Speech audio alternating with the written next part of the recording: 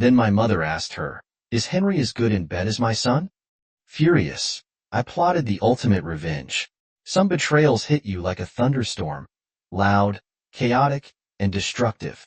Others creep in silently, slowly eroding the foundations of trust until there's nothing left. What I discovered that day at my parents' house was a betrayal so brazen, so vile, it left me breathless. And it wasn't just the act itself. It was the sheer audacity of it happening under the roof of the people who raised me. But the moment my mother dropped that bombshell question, I knew this wasn't just about pain. This was war. Sophia was the kind of woman who could captivate a room with nothing more than a smile. She had that rare combination of elegance and charisma that made people gravitate toward her. When we met at a luxury hospitality expo in Barcelona, it was as if the universe had conspired to bring us together. I was there presenting innovations in boutique hotel management, and she was dazzling the crowd with her marketing expertise for a global resort chain. Our first conversation was electric. She laughed at my jokes, her blue eyes sparkling with genuine interest. I found myself opening up to her in a way I hadn't with anyone before. By the end of the evening, we had exchanged numbers, and within weeks, we were inseparable. Sophia's charm wasn't limited to me. My parents adored her, especially my mother, who often called her the daughter I never had. Friends admired her wit and confidence, and colleagues respected her sharp mind. Together, we were the perfect couple, at least, that's what everyone believed. Our marriage started like a dream. Weekend getaways in Tuscany, elegant dinners in London, and candlelit nights in our cozy flat in Vienna. We seemed untouchable, our love fortified by shared ambitions and mutual respect. But as our careers flourished, cracks began to form. My role as a regional director kept me on the road more than I wanted, while Sophia's relentless schedule left her exhausted and irritable. The woman who once shared everything with me, her dreams, her fears, her joys, became guarded and distant. At first, I told myself it was the stress of our demanding jobs, but as the months turned into years, her behavior became harder to ignore. There were the late-night phone calls she'd take in the kitchen, speaking in hushed tones, the cryptic smiles when she glanced at her phone, and then there were the business trips that seemed to stretch longer and longer. Deep down, I wanted to trust her, but there's a fine line between trust and denial, and I was about to cross it. That Saturday morning started like any other. The sun streamed through the windows as I sipped my coffee, mentally preparing for a day of fixing the backyard fence. But when I couldn't find the right wrench in the garage, I decided to head to my parents' house. My father had a fully stocked workshop, and I knew he'd have what I needed. When I arrived, their car wasn't in the driveway. I let myself in, the familiar scent of lavender air freshener greeting me. The house was quiet, save for the faint murmur of voices coming from the basement. At first, I thought it was the radio, but as I moved closer, the voices became clearer, too clear. One of them was Sophia's. My heart raced as I crept down the stairs, my blood boiling with each passing second. "I told you this was risky," Sophia's voice whispered, tinged with nervous laughter. "Oh, come on," a man replied, his tone light and teasing. "Your in-laws aren't here. What's the worst that could happen?"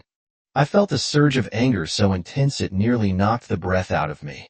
Peeking around the corner, I saw them, Sophia and a tall man I didn't recognize, standing close, their faces inches apart. I clenched my fists. Every muscle in my body screamed for me to storm in and confront them.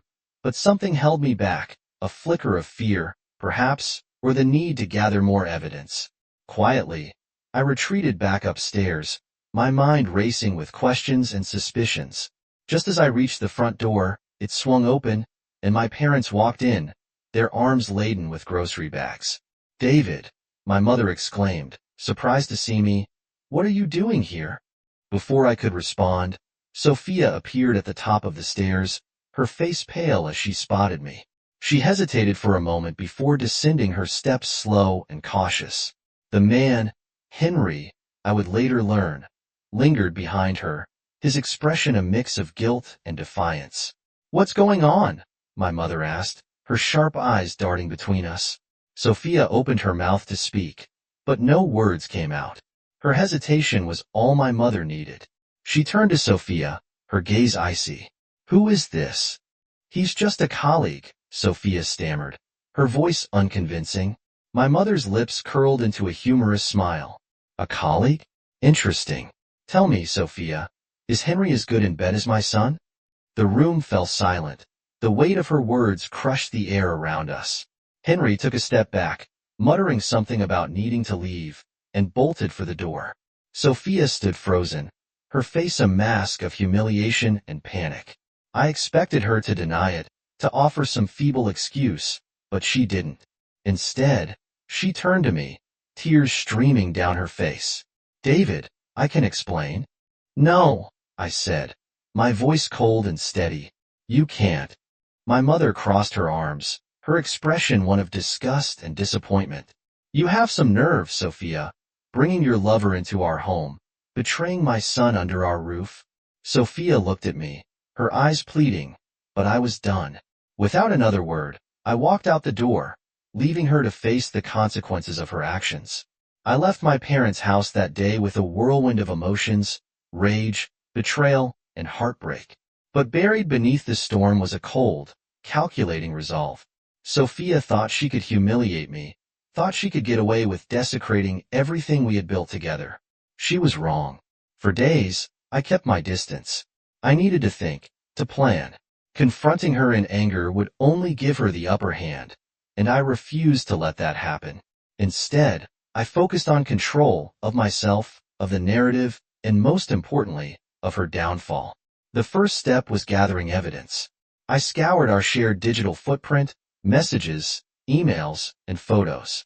Sophia wasn't careful, and the traces of her affair with Henry were easy to find.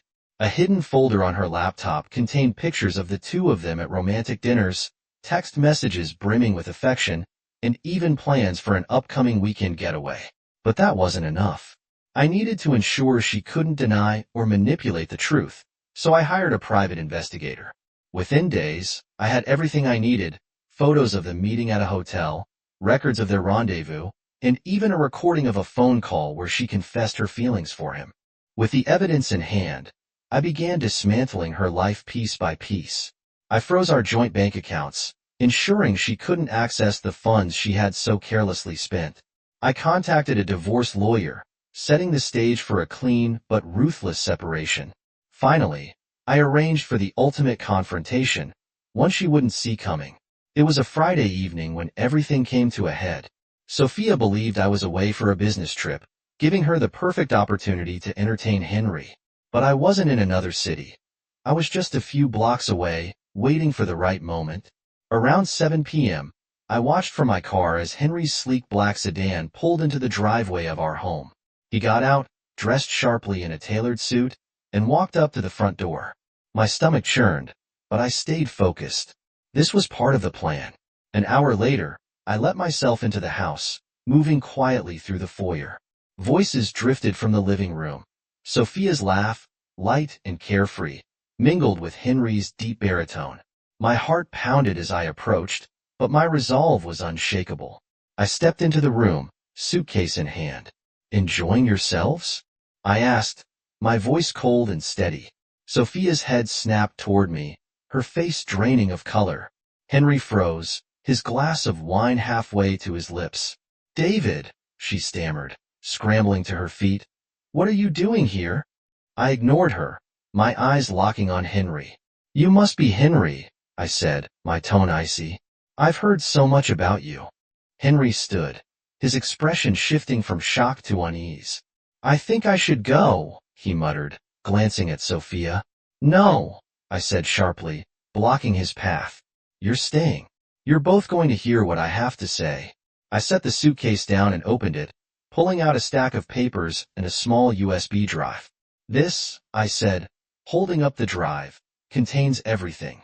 Pictures, messages, call logs, all the evidence of your little affair. I've sent copies to my lawyer and a few mutual friends, just in case you try to deny it.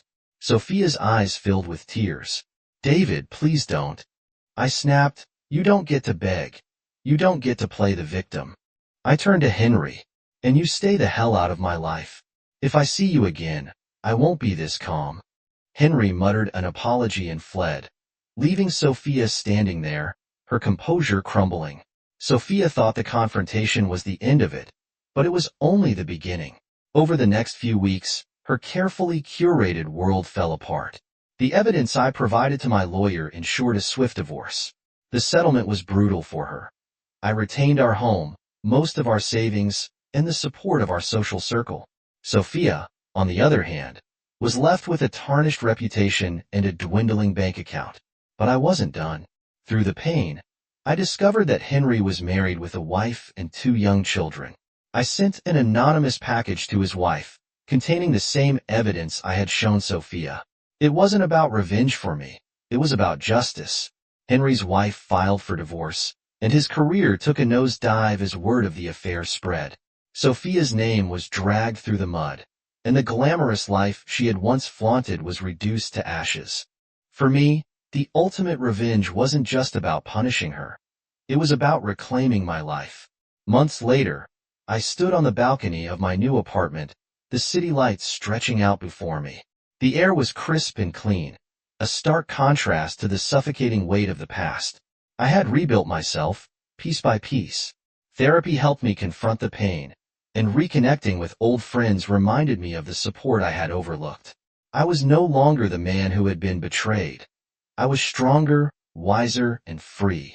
As I sipped my coffee, a sense of peace settled over me. The scars of Sophia's betrayal would always be there, but they no longer defined me. Sometimes, the worst betrayals become the greatest turning points. Sophia's lies had shattered my world, but from the ruins, I had built something unbreakable. A life of truth, resilience, and freedom. And as the first rays of sunlight pierced the horizon, I whispered to myself, from the ashes of their deceit, I rose stronger than ever. Betrayal doesn't destroy you. It refines you.